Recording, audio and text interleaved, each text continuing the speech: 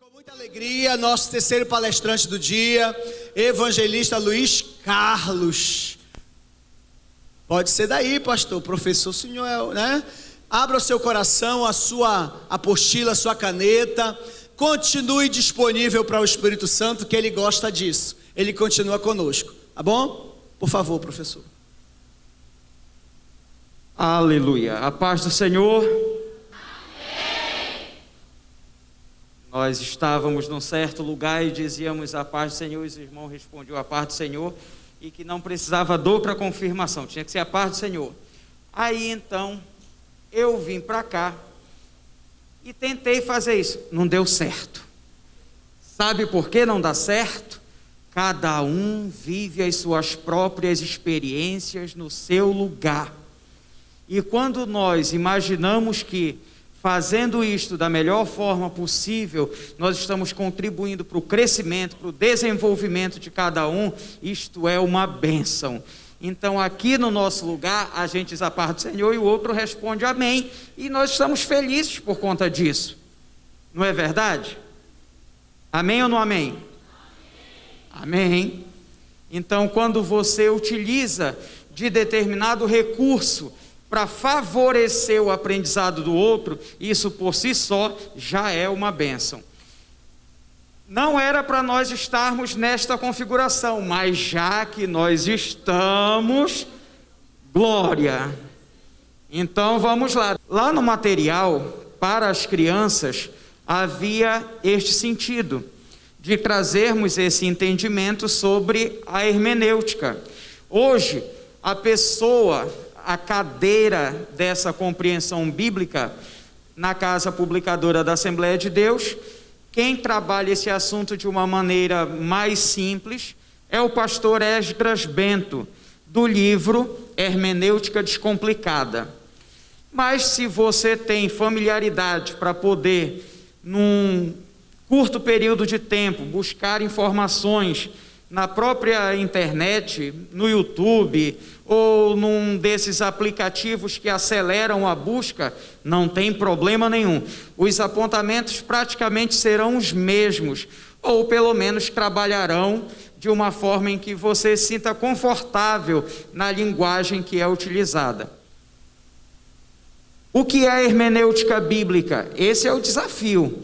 Quando o pastor Joelden estava dizendo para nós aqui que nós precisamos nos preparar, precisamos trabalhar para que a identidade ela permaneça, a identidade essencialmente daquele que trabalha com as crianças, mas que a natureza do evangelho não pode encontrar uma diminuição porque se trabalha com crianças. Isso numa regra didática, num acordo didático que vocês têm com as crianças, o pejorativo do tio, da tia. Porque antes se dizia assim, quem vai trabalhar com as crianças? Vai trabalhar a irmã Luísa, porque ela tem jeito para trabalhar com as crianças. O jeito que nós dizíamos anteriormente, veja bem, o jeito que nós dizíamos eram as habilidades, eram as competências, eram também os dons, eram os talentos, mas que com o passar do tempo, este jeito, ele ainda precisa de aperfeiçoamento, precisa de uma formação, precisa de um cuidado, precisa que as pessoas que estejam trabalhando com o público infantil estejam cientes para quem falam, por que falam e como falam. As crianças, elas entendem isso de uma maneira muito mais natural do que nós adultos. Em 2003, no Congresso Nacional de Escola Bíblica Dominical, ficou dito isso, que nós iríamos trabalhar o currículo de uma forma diferente. Nós estamos em 2021 e o currículo permanece sendo trabalhado da mesma forma. Como assim? É porque nós temos uma dificuldade de aplicação curricular. Não estou culpando ninguém. Eu estou dizendo que nós somos frutos de uma escolástica que não deu resultado. Mas que, se nós não fizermos um movimento de contracultura, o que nós vamos acompanhar são crianças crescendo de uma forma inadequada em se tratando do desenvolvimento do ministério infantil. Aquilo que já foi com certeza falado anteriormente, eu estarei falando de uma outra forma, com uma outra linguagem, mas com a mesma ênfase de que é necessário haver preparação. É necessário que nós estejamos atentos para que tudo aquilo que esteja acontecendo ao nosso redor tenha uma aplicação, e essa aplicação a gente tenha condição de pelo menos dizer como nós iremos proceder. Hermenêutica bíblica, de vermelho no 3. 1, 2, 3.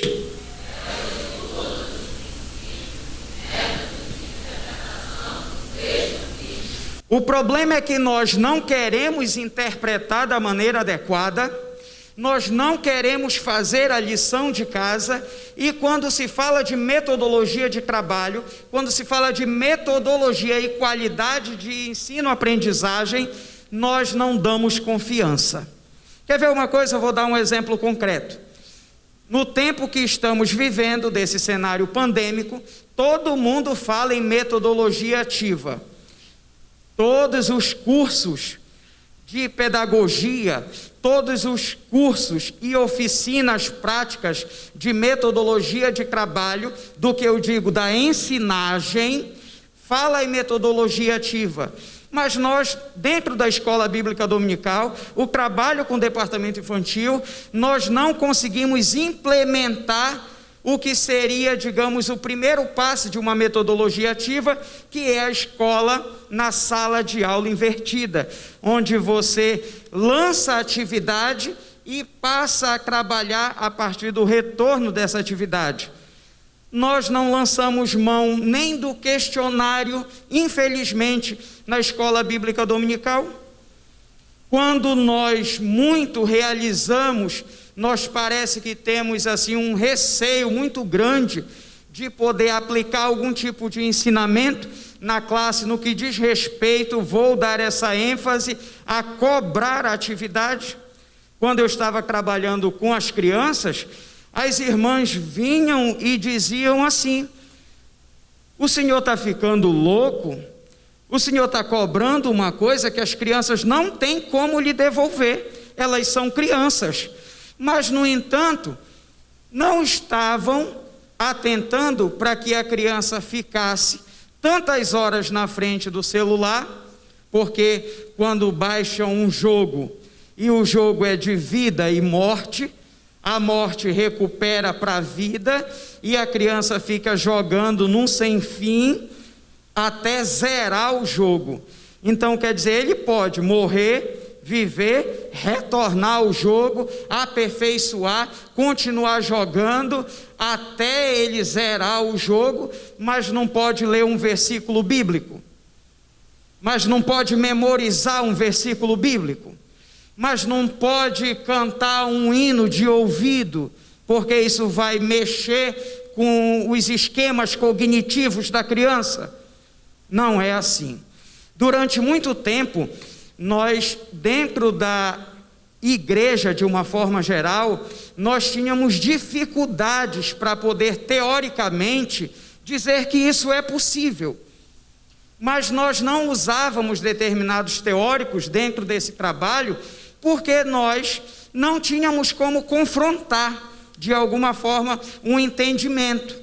Que quando viéssemos nos cobrar, nós não tínhamos chão, é verdade, para poder refutar algum tipo de conhecimento, de entendimento. Numa das nossas formações, eu faço parte aqui do campo da Cidade Nova, eu sou o diretor da Escola Bíblica Dominical. Tem algumas pessoas que já me conhecem, que estão aqui, que trabalham no departamento infantil, que estão no departamento infantil fazendo esse trabalho. Estou revendo pessoas, está ali o Mateus, há anos não via, lá da Jaderlândia, lá em Castanhal, e que a gente, agora, despertados para uma ação pedagógica voltada para as crianças, a gente vai buscar teórico o que a gente quiser, no que diz respeito à metodologia de trabalho. Por quê? Porque nós vamos adaptando. Um deles é o Zubel. Um deles é Ausubel, que fala desse aspecto memorístico de trabalho. Então eu não posso recuar agora. O que é que eu tenho que fazer? Eu tenho que trabalhar para que a criança, na sua construção de memória, construa uma memória que seja significativa para ela. E isto, dentro desse nosso trabalho do ensino, é muito importante usar as ferramentas adequadas. Vocês viram que na palestra do pastor Joelden, ele estava falando sobre o uso adequado das ferramentas como metodologia de trabalho.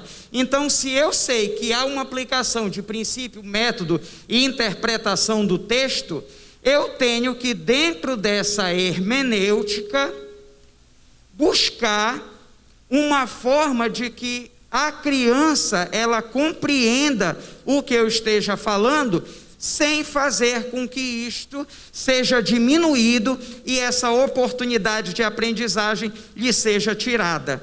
Como assim? Bom, nós temos o propósito da hermenêutica bíblica de nos ajudar a saber como fazer isso. E nós precisamos orar, nós precisamos jejuar, nós precisamos consagrar, nós precisamos de unção para ensinar. Mas também nós precisamos desse aprofundamento da técnica para que essa técnica nos ajude. Quer ver uma coisa que professor não gosta, principalmente professor de criança? É quando nós temos jornadas pedagógicas. Jornada pedagógica para aprimorar técnica de projeto, de benfeitoria, de ensino, de método, a gente não gosta. Mas a coordenação se aplica bastante para que a gente tenha essa condição de fazer. Aí, quando nós temos um período de 12 horas, vamos dizer assim, 1, 2 horas é só de resistência, porque a gente não quer. Depois é que a gente vai tomando gosto e de como nós vamos aprendendo e aplicando. Esse trabalho, ele é exaustivo, ele é cansativo, mas nós precisamos aplicar esses princípios hermenêuticos, tanto para o nosso crescimento, também para o crescimento das crianças.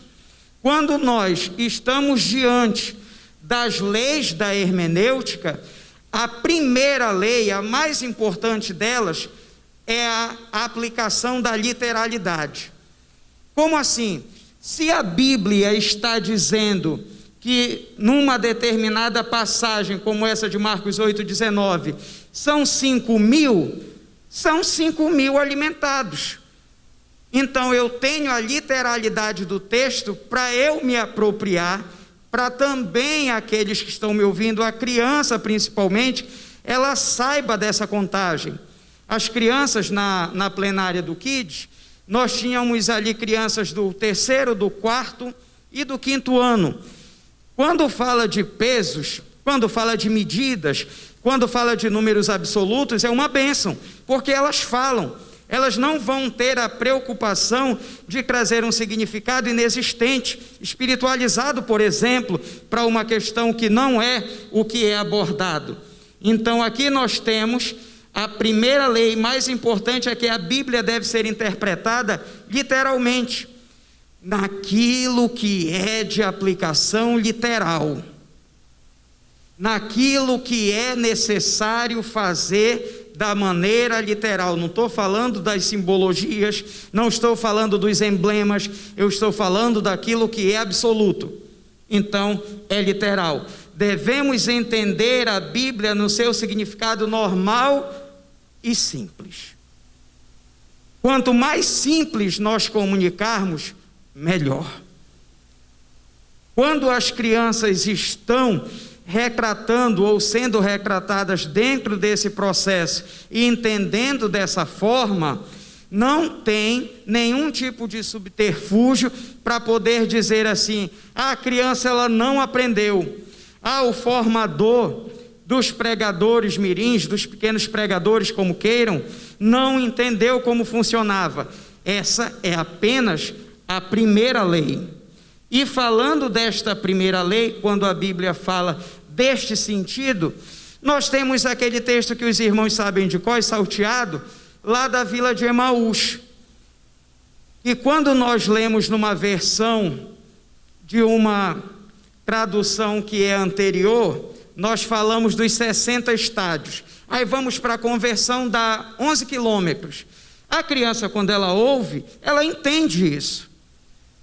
O adulto, o estudioso, se ele não presta atenção ou ele quer realizar um trabalho diferente, ele subjuga os dados, ele subjuga as informações e diz que não eram assim 11 quilômetros.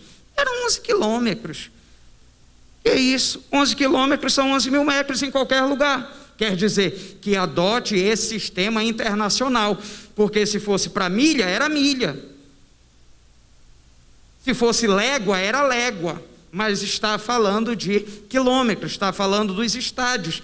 Então, nós precisamos entender que nesta questão de literalidade, o texto é importante que seja mantido. E a hermenêutica vem para nos ajudar nesse processo. Ora, se eu estou entendendo que essa lei de literalidade, ela deve ser seguida, a segunda lei fundamental da hermenêutica é que as passagens devem ser interpretadas historicamente, gramaticalmente, ou seja, elas têm que ser contextualizadas. Existem situações que nós precisamos contextualizar. Se nós não contextualizarmos, o entendimento ele fica cada vez mais difícil. Não é que você vai fazer arrudeio para contar a história. E, aliás, essa é uma grande diferença. A contação de história e o ensino genuíno da Bíblia. Eu posso ter as duas coisas? Posso. Eu posso fazer esta aproximação. Mas quando eu oculto detalhes que favorecem o princípio bíblico, eu não estou contando adequadamente.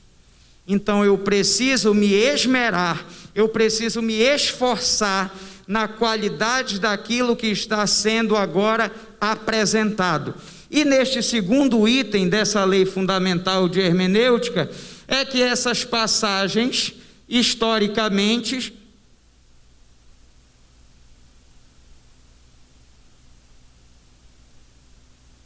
culturalmente e principalmente o pano de fundo, ou seja, o antes e o depois, neste cenário que dá origem ao texto, precisam ser explorados. Quando nós tratamos dentro desse universo da aprendizagem para o público infantil, nós precisamos enfatizar essas características para que isso não se perca no decorrer de todo o processo que está sendo iniciado, desenvolvido e que vai ser concluído. Vamos dar um exemplo para isto. Quando vocês vão contar a história, quando vocês vão representar a história de Jonas, vocês vão perceber que há uma preocupação com todo o cenário que precisa ser criado para que a criança ela possa compreender a história e ao mesmo tempo compreender qual é o assunto que está sendo tratado ali. Qual é a lição que eu preciso compreender a partir da história contada? Aí nós temos a negativa de Jonas. Por que Jonas não quis ir? Nós temos a prerrogativa de que ele estava escondido. Nós temos o princípio pelo qual ele foi lançado ao mar, a criatura marinha que o devolveu às águas, e por conta da forma, como foi que aconteceu, para que ele pudesse estar diante dos ninivitas. Tudo isso, quando a gente está contando a história, parece pouca coisa, mas quando a história está sendo contada, está sendo representada, seja com flanelógrafo, seja com projetor, seja com fantoche, a criança ela precisa desses suportes, desses elementos para ir entendendo os fatos da história. E isto é necessário Porque se eu não entender o que está passando na história, eu não tenho como depois arbitrar coisa alguma. Então isso é um chamado para cada um de nós, para que nós tenhamos esta preocupação. É um chamado para que a gente tenha também dentro desta preocupação a necessidade do apelo, aquilo que a gente precisa então dizer que se eu tenho o cenário contextualizado gramaticalmente, historicamente, eu tenho menos chances de errar na minha proposição. Então nós precisamos entender aqui que este plano cultural, ele precisa ser compreendido. Ainda há pouco, quando o pastor Joel dele mostrava os livros e dizia assim: você leu o livro, você não teve aplicação, talvez, do entendimento bíblico, como teve do entendimento do livro, do filme que você assistiu, mas eles estão lá. Por que as coisas seculares, elas acontecem com maior firmeza e as coisas bíblicas, eclesiásticas, elas têm um grau de seriedade, de atributo menor nesse grau de importância? A gente precisa pensar, a gente precisa refletir, porque se eu não estou fazendo isso adequadamente, se eu não estou sabendo como representar ou como estou trazendo esse valor simbólico, como eu estou falando, eu não serei entendido, não serei compreendido. Então precisa haver esta preocupação do hermeneuta. Eu lembro de um tempo onde nós estávamos todos juntos trabalhando escola bíblica dominical e nós estávamos sofrendo com desemprego, estávamos sofrendo com falta de oportunidade de trabalho dentro da igreja. A gente queria trabalhar, a gente sabia que de alguma forma podia contribuir com um determinado tipo de trabalho, mas as portas estavam fechadas. Então a nossa oração era só choro de dizer: Senhor, eu quero fazer, Senhor, eu preciso fazer, Senhor, esta porta tu tens que abrir, porque nós queremos te servir. E nós não tínhamos as condições, o suporte adequado para poder fazer isto. Então nós, antes das lições de escola bíblica dominical, era só dizer: Senhor, nós precisamos trabalhar adequadamente, Senhor, nós precisamos ensinar uns aos outros, Senhor, nós precisamos aprender uns com os outros. E tudo aquilo que nós estávamos esperando no Senhor, não foi da maneira como nós queríamos que acontecesse, mas foi do jeito que o Senhor determinou que fosse. Estava num congresso com pastores e líderes indígenas, lá no meio do mato, lá em Manaus. Dei graças a Deus que me tiraram de uma fila de um credenciamento, porque debaixo de uma lona quente, estavam lá uma porção de indígenas esperando a hora de começar o culto. Quando eu cheguei lá, e tinha uma fila assim indiana com umas 3, 4 pessoas na minha frente, e essas pessoas vinham de outros países. Senhor, se eu for para ali eu vou adoecer. Eu sou um caboclo da Amazônia, mas eu não sou desses que estão lá. E achava que isso era grande coisa. Não era, porque os índios que estavam também atrás de mim também falavam português como eu falava, mas eles falavam inglês, francês, espanhol, e eu malmente sabia falar o português, e eu queria um tratamento melhor. Nós, dentro das nossas congregações, nós reclamamos que queremos um tratamento melhor, um tratamento mais adequado, mas nós mesmos não criamos essas oportunidades. Por que eu dei graças a Deus? Porque me tiraram da fila. Porque aí chegou um missiólogo, Steve Vicente, chegou e disse assim: você vai ficar lá no alojamento conosco. Eu dei glória a Deus e fui, nem sabia quem era. Depois, quando chegaram os cinegrafistas das televisões manauara para entrevistar o Steve, foi aí que eu fiquei sabendo da história desse missionário. E aí então ele contando a história, para a televisão, foi quando que eu me dei conta do que o Senhor queria que eu fizesse, de como o Senhor queria que eu fizesse, quando eu saísse de lá. Gente, eu não tinha coragem nem de comer junto com as outras pessoas, porque eu passei a ter ali, de repente, até uma vergonha, que lá eu via alemães, suecos, via ingleses, via italianos, pessoas que deixam a sua vida na Europa para poder fazer tradução de Bíblia dentro das tribos. E eu, caboclo amazônida, no meio da Amazônia, não tinha coragem de realizar um trabalho parecido.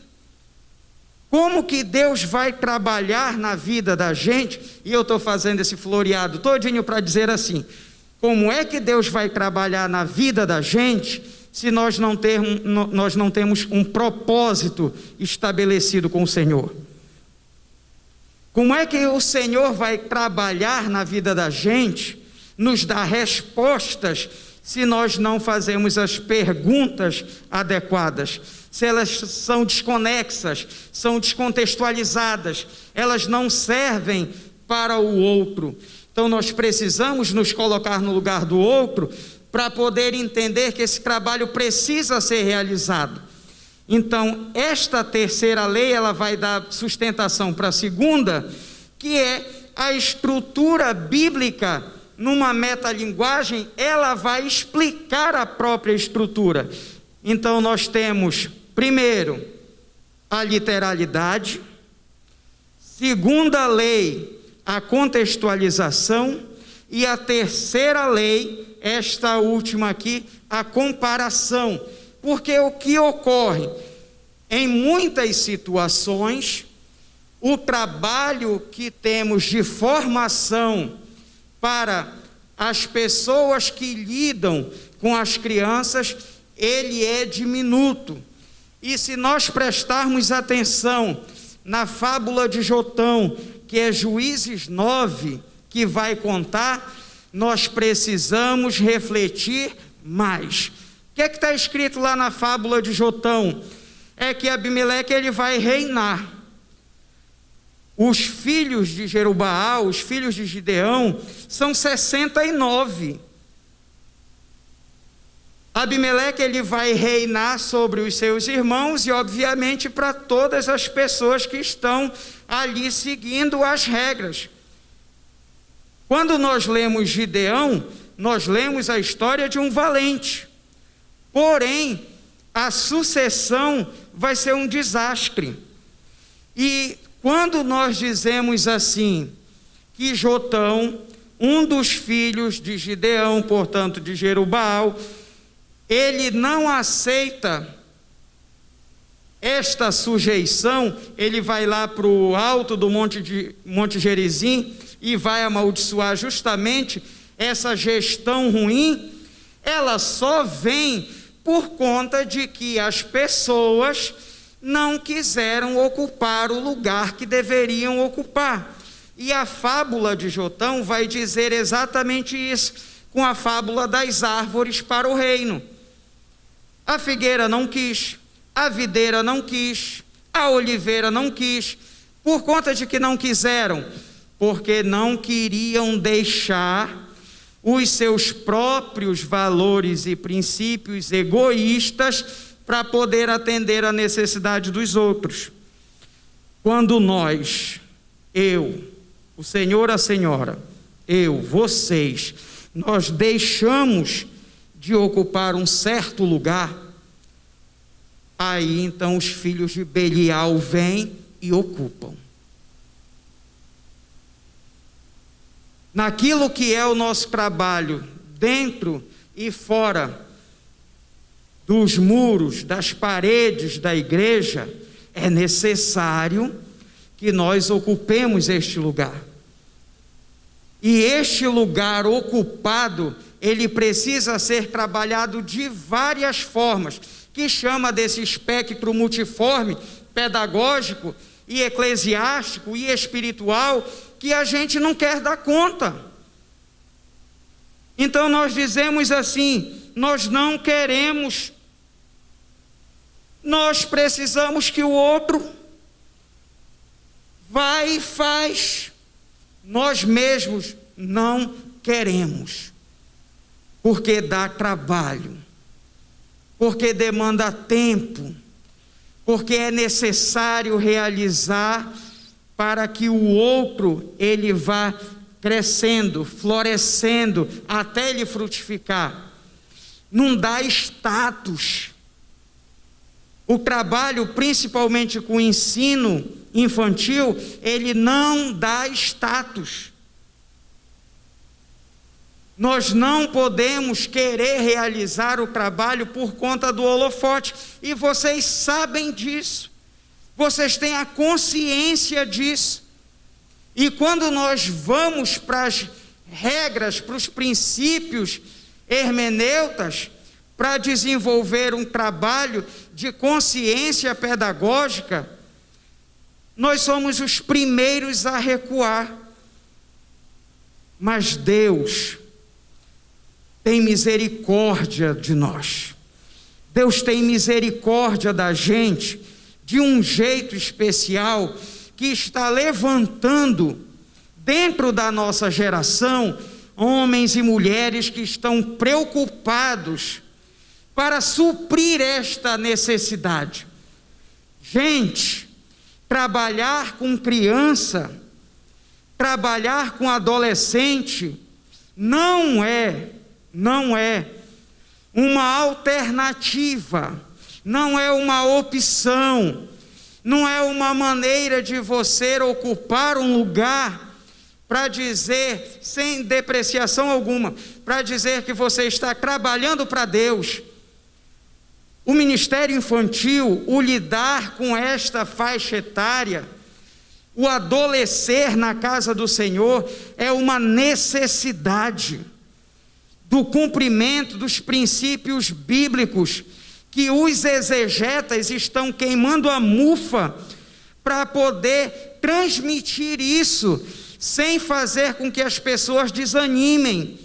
Porque uma coisa é eu dizer que a Bíblia inspirada, ela é a ferramenta que eu preciso, eu estarei ali para poder ser o instrumento da bênção. É a Bíblia, é o Espírito Santo falando comigo. Isso é exegese. Agora, quando eu tenho as minhas convicções, essa exegese indo ao encontro da palavra com os meus interesses, está fadada ao fracasso. Vocês vejam que nós temos uma dificuldade extraordinária, sendo inclusive na internet, para nós buscarmos um conteúdo para o infantil. Você já encontra até com uma certa facilidade para o jovem, para o adulto, mas para o infantil é difícil. E eu estou louvando a Deus porque o Senhor tem levantado ministérios sérios para poder contribuir com esse aperfeiçoamento dentro das congregações e fazendo com que essas formações elas aconteçam. Onde num universo de milhares de congregações, de igrejas plantadas, nós temos uma quantidade muito pequena daquelas que se dedicam a fazer o trabalho justamente com as crianças. O que o pastor Ritter falou ainda há pouco, antes do almoço, sobre a necessidade, porque se não houver esse trabalho não vai haver florescimento, não vai haver frutificação no futuro, a validade realmente vai expirar, ele está certíssimo. E isso já foi anunciado pelos próprios muçulmanos, quando nós vimos na plenária ainda há pouco. Lá da cidade onde eu nasci, lá no Maranhão, os muçulmanos vêm do país de origem, lá do mundo árabe, chegam lá, compram as moças e levam de volta. Daqui a 5 anos retornam, apresenta a moça agora com os filhos para os pais, dizem da prosperidade que estão vivendo, ganham toda a família para o islamismo e plantam uma mesquita. Aquilo que Muammar Gaddafi falou antes de morrer está se cumprindo. Antes, O mundo foi tomado pelo fio da espada. Agora vocês vão implorar para que nós trabalhemos e comandemos cada um de vocês. Está aí os refugiados no mundo. E como está acontecendo dentro desses estudos missiológicos, especificamente tratando para o ministério infantil, o casal que é cristão, considerado cristão, na estatística, ele não quer nem ter filho. No máximo vai ter 2 filhos numa geração otimista. E os muçulmanos estão num crescimento extraordinário. E nós precisamos compreender que neste crescimento vegetativo também existe o princípio do ensino. Enquanto que a criança com 5 anos, ela é iniciada no Corão, com todos os critérios rigorosos de aprendizagem, nós estamos dizendo que o jeito que nós temos de ensinar é um jeito, como dizem os franceses na pedagogia antiga, laissez-faire, é um jeito frouxo.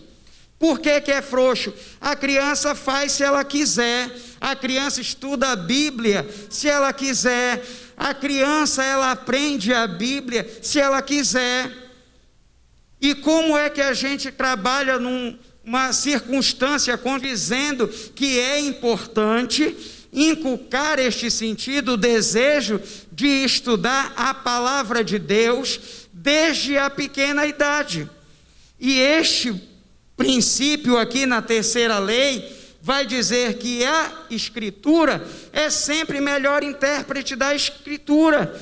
Essa metalinguagem de que vai se explicar é porque nós precisamos de Bíblia. Nós precisamos de algo que seja adequado para o ensino de Bíblia e não partes da Bíblia. Quando foi mostrado ainda há pouco a questão da literatura, vamos dizer, bíblica, mas num conhecimento espírita, quando as caixas chegam nos determinados locais, espaços públicos que eu digo, ninguém tem a preocupação de olhar, porque já passou por um crivo de pessoas.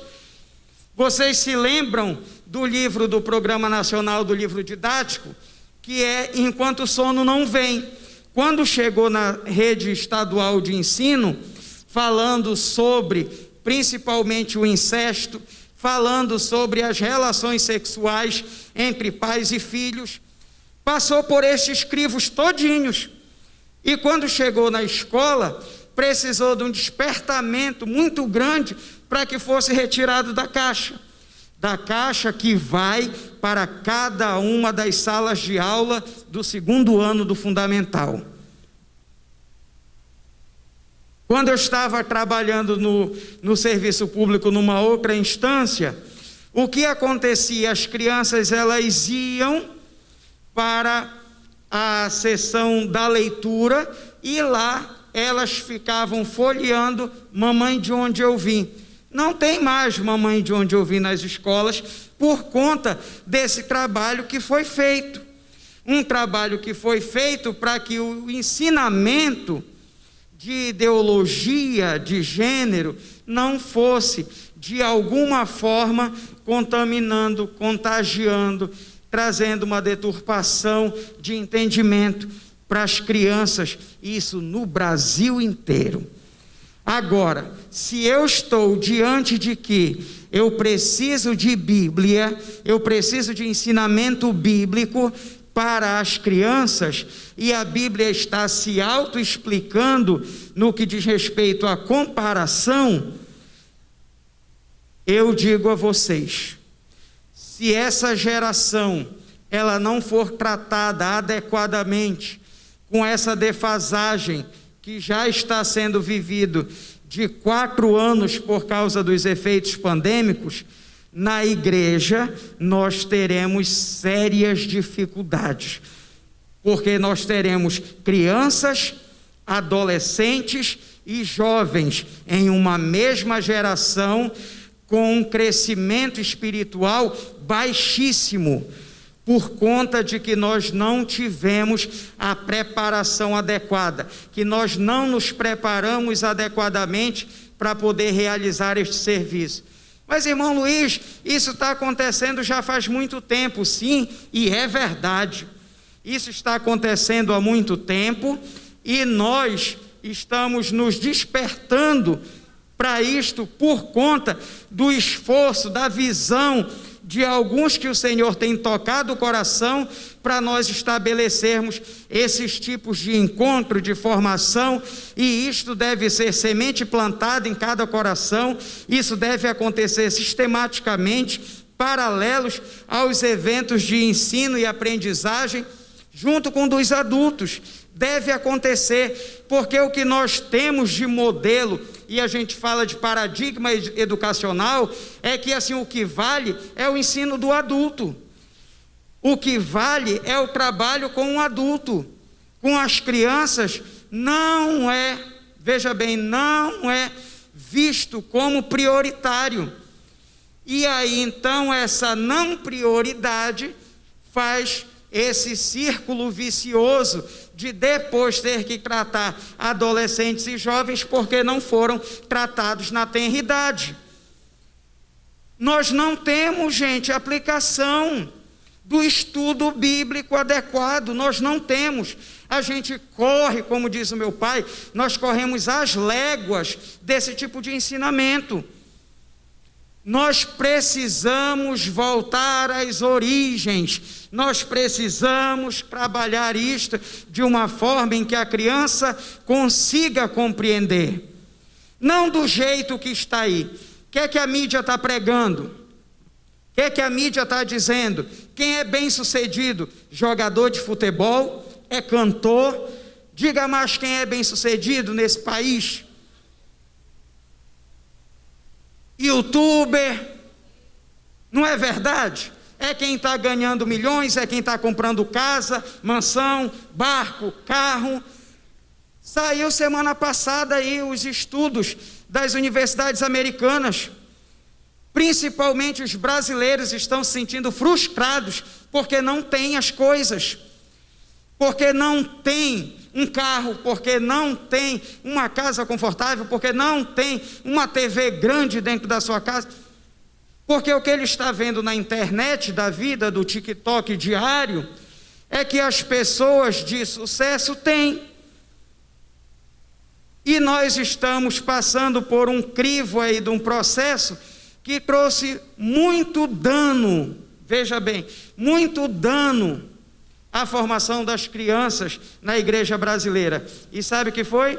A adultização precoce, que a gente confrontava lá fora, essa adultização precoce, no pejorativo da palavra, porque falava-se de piriguete e piricrente, era o que se dizia aí, que a formação não estava sendo adequada, falando das mulheres e falando dos homens, dos mercadores da fé, que aí então as crianças ditas vocacionadas eram paramentadas como se fosse um adulto, e um adulto estereotipado para pregar a palavra.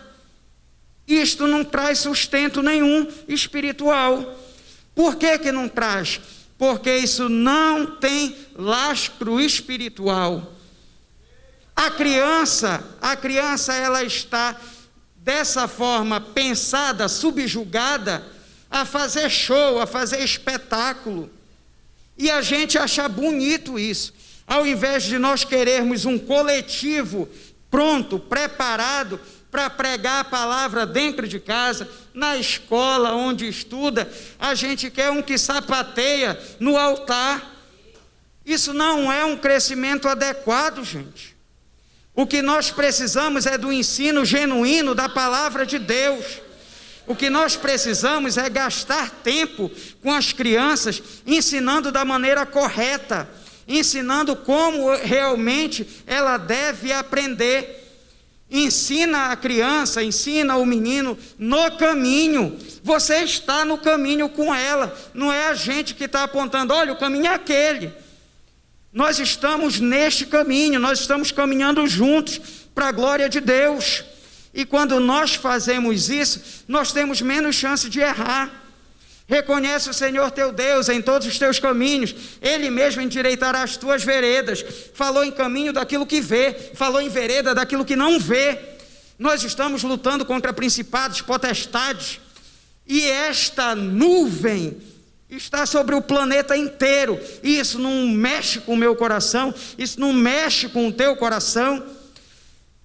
Nós vimos as gravuras do mundo afegão, e dizemos assim, do mundo afegão, para dizer assim, do mundo que está dominado pelo regime totalitário do Islã.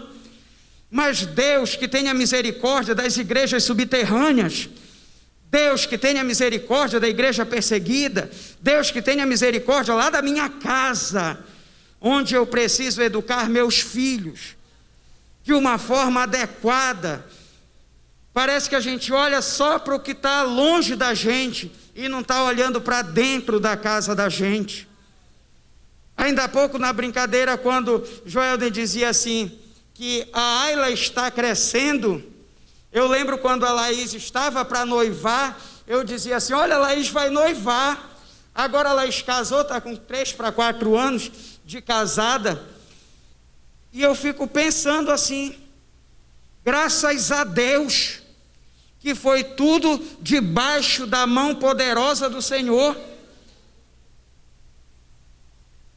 Eu fui dar um estudo sobre sexualidade dentro deste assunto de hermenêutica, e os que estavam presentes foram praticamente todos, 80%, 8 de 10, para nós entendermos os 80%, de uma maneira a grosso modo, vamos dizer mesmo, foram lá para frente pedir perdão a Deus, por conta de que a promiscuidade, a prostituição, está dentro da igreja.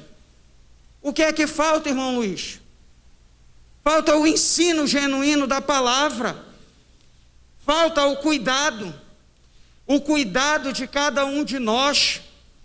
Mas pasmem, além desse cuidado, o indivíduo ele precisa receber este ensino.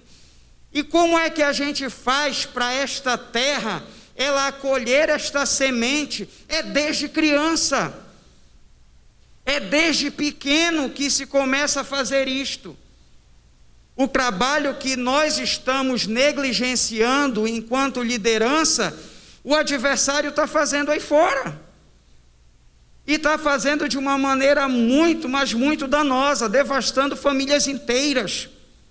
Quando nós nos preocupamos com as pessoas que estão ao nosso redor, nós estamos demonstrando esta característica, esta capacidade. Não, a gente quer demonstrar o amor de Deus.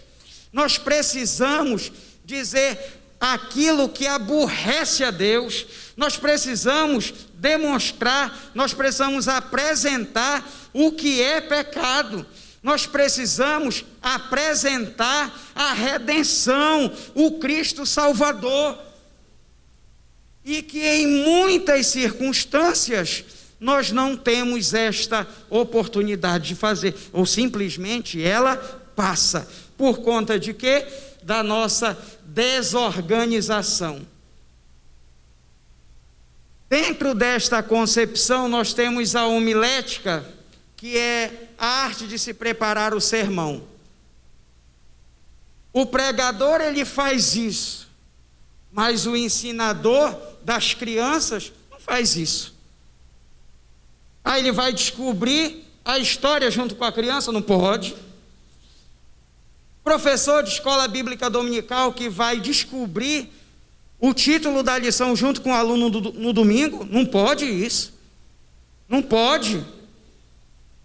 Nós temos que nos aplicar. Não, mas é porque é para trabalhar com criança, Deus sabe.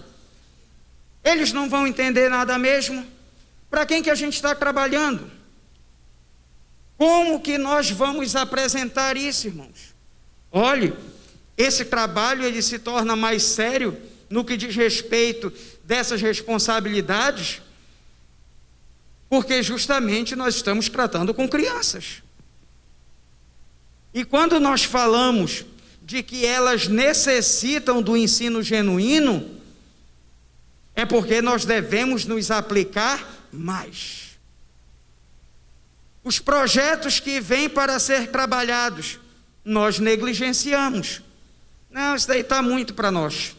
Isso aí as crianças nem vão perceber. Os pais, eles nem querem ter essa dor de cabeça, essa perturbação. Eu pego revistas usadas e entrego para as crianças da escola pública. Quando elas pegam as revistas da escola dominical, a primeira coisa que elas perguntam é minha?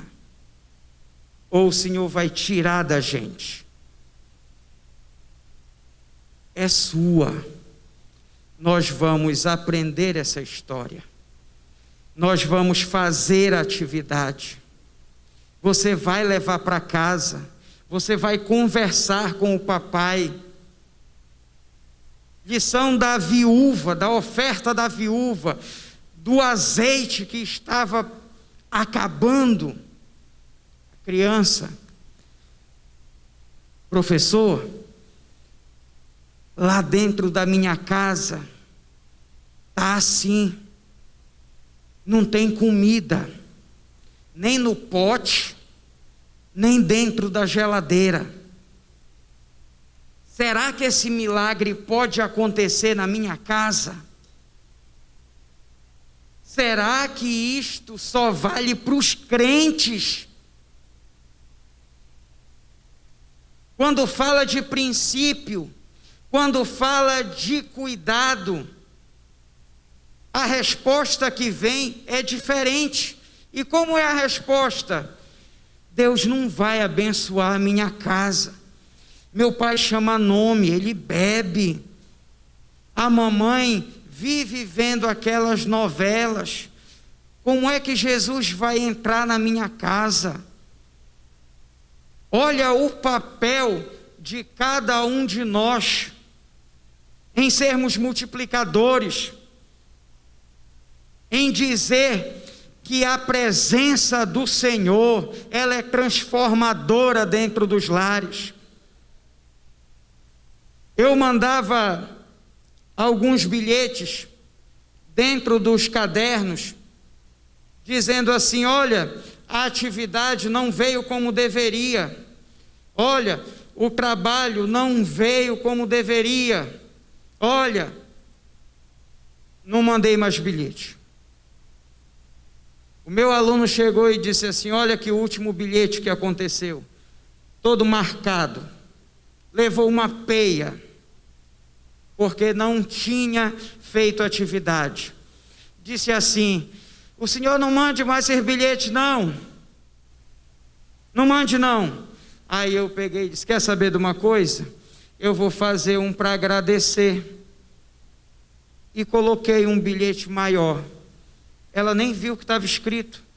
Ela viu assim: tu aprontou muito. Mas bateu feio. Reunião. Chamamos para conversar. Olha aqui que o professor Luiz está fazendo. Isso aqui foi reclamação do meu filho.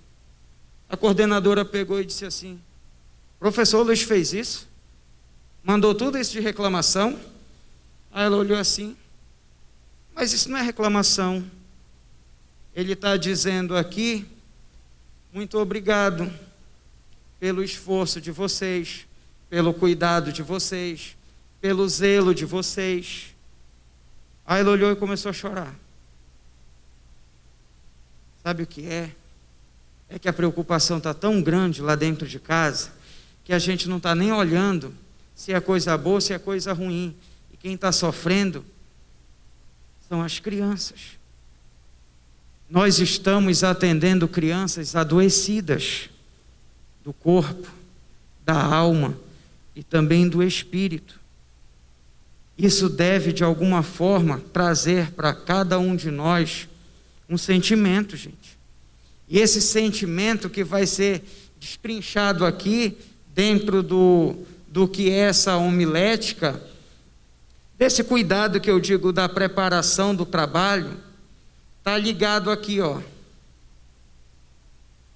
O discurso, a homilética, a oratória, a pregação, a retórica e o sermão.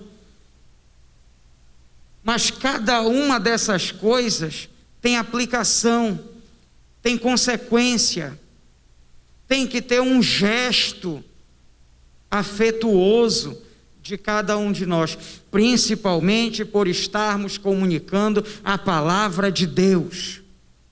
Porque, veja bem, a geração que nos antecedeu, a gente não vai no gogó deles, eles não foram preparados para isso, mas a geração que está convivendo conosco, está dependendo deste trabalho que é realizado, eles vêm no nosso gogó, e eles vão dizer, vão reclamar, por que não foi feito? E aí o Senhor levanta cada um de nós, para dizer assim, Senhor, eu estou disposto, Senhor, eu quero fazer, Senhor, eu sou instrumento nas tuas mãos, para que este trabalho seja realizado. Mas isso nos atravessa, perpassa a nossa vivência, os nossos traumas, os nossos medos, para poder dizer isto. E quando dizemos, dizemos verdadeiramente, porque queremos fazer nesta geração diferente. E precisamos fazer a diferença enquanto o Senhor está nos permitindo esse tempo. Olha, para encerrar, eu vou voltar lá naquela palavra de Emaús, que os discípulos deram um especial em Jesus. Onde era que tu estavas? É forasteiro? Não sabes dos últimos acontecimentos?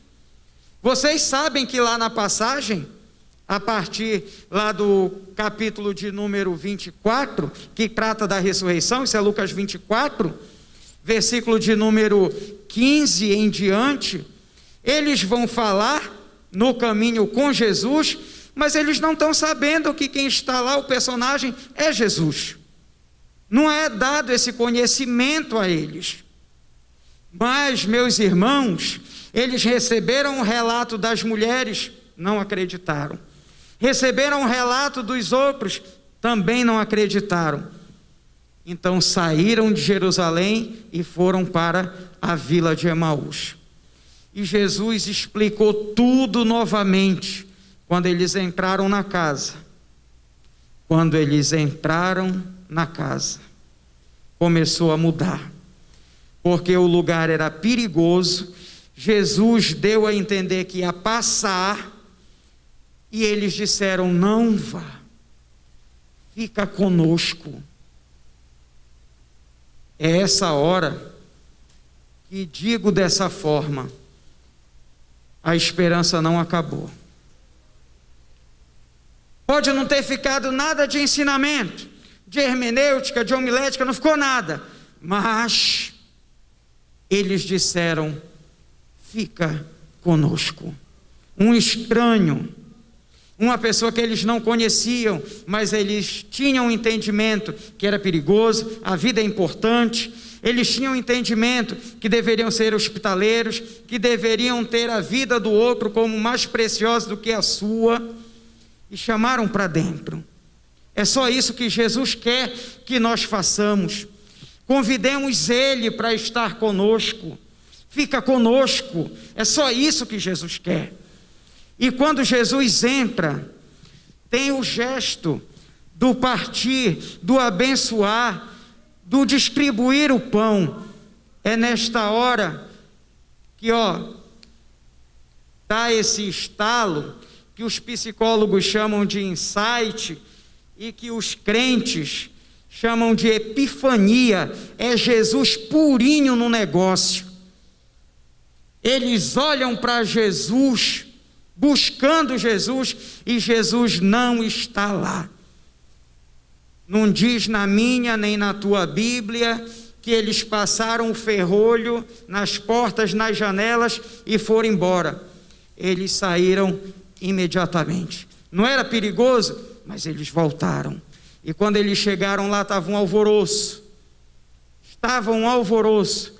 O mestre ressuscitou. E eles disseram sim, e estava conosco.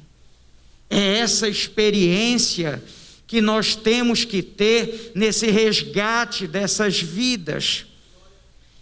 deste aprimoramento que é realizado para poder semear a semente enquanto nós temos este precioso tempo.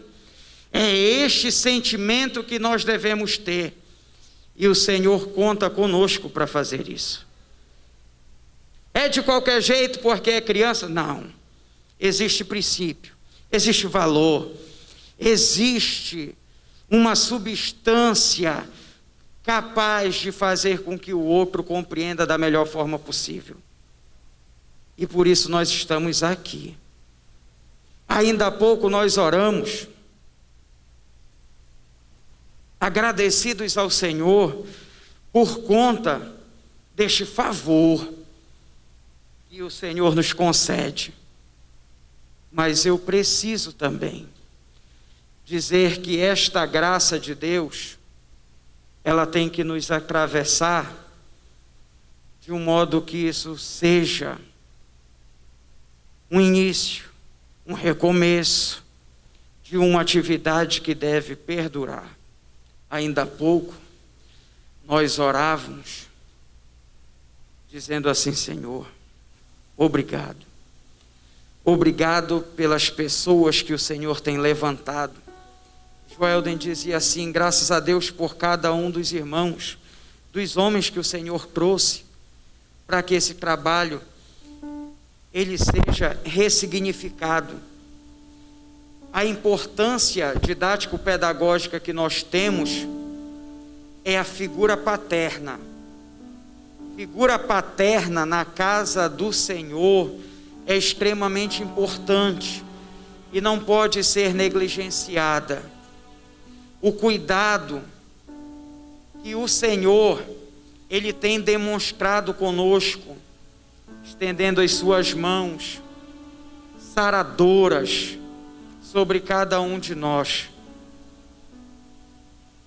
Quando nós falamos da responsabilidade das irmãs à frente do ministério infantil, nós dizemos desta característica que ela é muito, mas muito especial, que é a figura da mãe, o cuidado materno.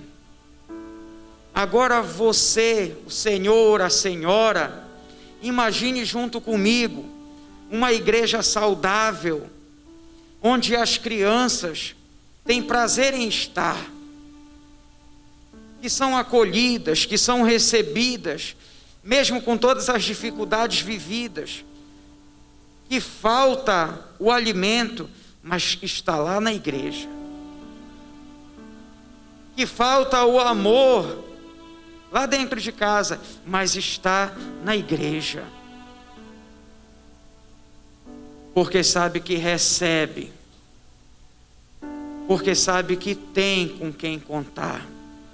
Se o Senhor traz esta bênção para os nossos corações, de encorajamento, de conforto, de consolo, também que o Senhor lhe faça entender que as crianças que lhe procuram ou que passem a lhe procuram por conta desta bênção que o Senhor entrega em nossas mãos agora. Eu não sei qual foi o teu propósito com o Senhor para estar aqui, mas de tudo aquilo que a gente vive, das mazelas diárias que acompanhamos, isso não pode ser diferente de me fazer um servo melhor, um filho melhor, um marido melhor, um pai melhor. Da mesma forma como cada um de vocês, no trabalho que tem nas suas mãos. Ainda agora, eu orando, abracei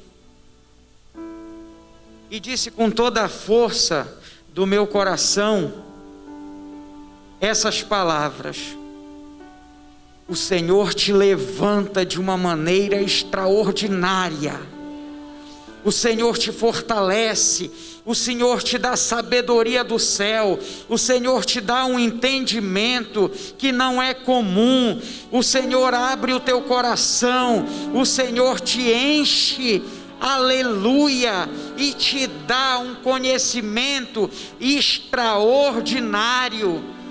As habilidades, as competências que são necessárias, agora vão fazer com que cada um de nós busquemos mais. E eu disse isso apertando forte, porque eu queria que tu tivesses esse entendimento do Senhor te agarrando e dizendo: tu és meu, eu não abro mão. E desta forma eu também quero te dizer que as pessoas que estão ao teu redor terão esse mesmo sentimento. Mas eu não estou agora te abraçando, eu não estou agora te apertando, eu não estou dizendo desse jeito. Você está no seu lugar e eu estou aqui.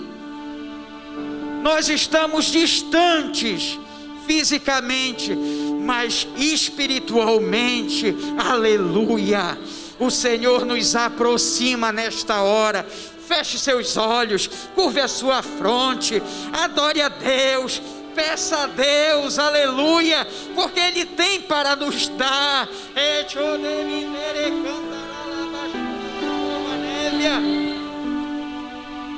Senhor, faz a tua obra, Pai. Nós precisamos de Ti, nós carecemos do Senhor, nós lhe agradecemos pelas suas provisões, pelas suas mãos estendidas, saradoras, curadoras. Nós, Senhor, engrandecemos o Teu santo e excelso nome, pelo dom da vida, da salvação eterna.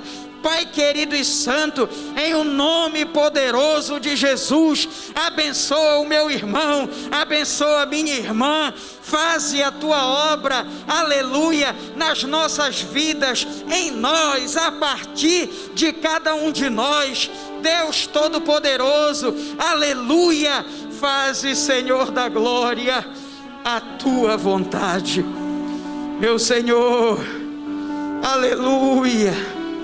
Aquilo que foi exposto, o que estava, Senhor da glória, corroendo, Deus bendito, aquilo, Deus Todo-Poderoso, que estava adoecido, Pai, aleluia, Tu és o bálsamo, Tu és, Senhor da glória, o refrigério, Tu és, meu Deus, aleluia, a fortaleza, Senhor, onde nós agora estamos abrigados, para nos fortalecer em Ti, para a glória do Teu santo nome, meu Deus Todo-Poderoso. Olha, Senhor, para as nossas dificuldades, para as nossas limitações, que colocamos diante de Ti, Pai querido e santo, aleluia, as afrontas, Deus Todo-Poderoso, que batem, Deus da glória, a nossa porta, em o nome do Senhor, desfaz toda a obra do adversário, desfaz, meu Deus bendito, aleluia, em o nome do Senhor, toda obra maligna, tudo aquilo que foi forjado, Deus da glória, contra as nossas vidas, Pai amado, em o nome de Jesus, Deus Todo-Poderoso, providencia, Deus da glória, aleluia, a partir deste momento, uma unção renovada, Deus da glória, entendimento, aleluia, renovados, em o nome do Senhor Jesus, a criatividade, Pai querido, aumentada para a glória do Senhor, meu Deus Todo-Poderoso. Faz, Senhor da glória, faz a tua morada, Deus bendito, no coração dos nossos pequeninos, Senhor. Como eu dizia, Deus da glória, aleluia. Senhor, Olha, Deus bendito, para minha filha. Olha para o meu filho, Senhor. Que agora eu digo, Senhor, aleluia. Olha, Senhor, para os meus alunos. Olha, Senhor, para os meus liderados. Olha, meu Deus, aleluia, para os meus líderes. Capacita, Senhor, aleluia, a minha liderança, Deus Todo-Poderoso. Faze por eles o que nós não podemos fazer, Senhor. Eu não sei lidar, Deus da glória, com esta erotização. Eu não sei lidar, Senhor, com este alto grau de homossexualidade, Deus bendito e santo. Eu não sei lidar, Senhor, com essas mazelas, Deus da glória, de alcoolismo, tabagismo, prostituição, de drogas, Pai, aleluia. Mas Tu sabes, Pai, como proceder. Me dá um coração reto, Senhor. Me dá, Deus da glória, me dá um coração íntegro, Deus bendito, na Tua presença, Senhor. Aumenta o meu amor, Senhor, aleluia. Faze, Senhor, a Tua obra na minha vida, porque eu estou dizendo, Senhor, eis-me aqui. Faz, Senhor, a Tua vontade. Nós nos apresentamos, Deus da glória, para este ofício, Senhor. Ah, Deus, abençoa os lares dos Teus servos, Senhor. Quebranta o meu coração, Senhor.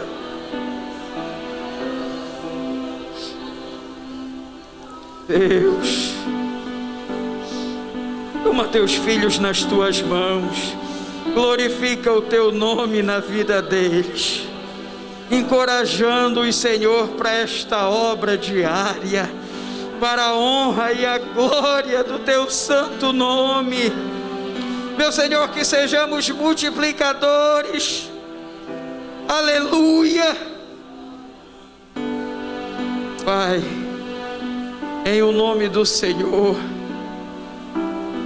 nós levantamos as nossas mãos, aleluia, agradecidos, Senhor, aleluia, pelo Teu nome, Senhor, pelo Teu cuidado. Nos ajude, a cada homem, a cada mulher, aleluia. Faça, Senhor da glória, cumprir cada propósito, cada Aleluia. desígnio, Deus da glória. Da oportunidade de trabalho que digo, Senhor, de lhe oferecer um serviço digno, aleluia, na Tua gloriosa presença. Cada criança, aleluia, abençoada, representando, Senhor, um lar, que seja, Senhor, impactado pela Tua palavra. E assim, meu Deus, possam se tornar, Deus Todo-Poderoso, aleluia, a sementinha de Jeová, como muitos dizem, florescidas pelo amor do Senhor. Pai, fica conosco, em nome de Jesus.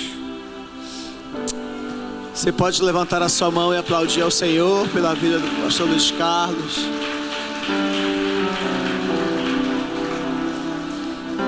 Queremos agradecer ao Senhor pela vida do pastor Luiz Carlos.